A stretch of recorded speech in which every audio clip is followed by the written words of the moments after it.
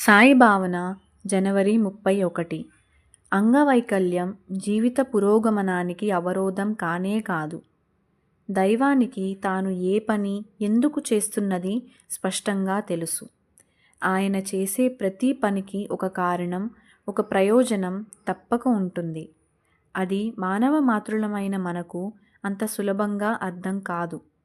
భగవంతుని పూర్తిగా నమ్మి బ్రతికే వారి జీవితంలో ప్రతి సంఘటన మంచికి దారి తీసేదిగానే భావించుకుంటారు. అంగవైకల్యం కూడా వారి విజయానికే అడ్డురాదు.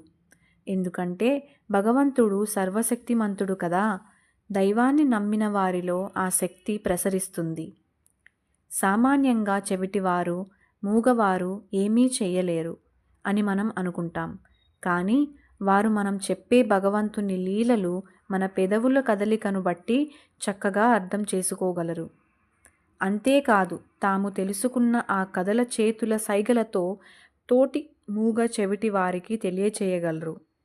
దాంతో అంతులేని మనోబలాన్ని, ఆత్మవిశ్వాసాన్ని తాము పొందటమే కాక తోటి వారిలోనూ పెంచగలరు. ఇదంతా దైవం ఇచ్చిన బలమే.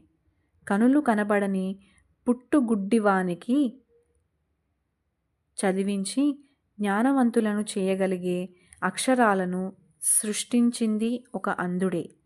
ఆ అంధునిలో ఆత్మబలంగా నిలిచి నడిపించింది దైవమే కదా. అంగవైకల్యం జీవితానికి ఎప్పుడూ అవరోధం కానే కాదు. ప్రగతి పదంలో ముందడుగు వేయటానికి, మన కలలు సాకారం చేసుకోవటానికి బాబా ఎప్పుడూ మన తోడుంటారని నమ్మకం ఒక్కటి చాలు.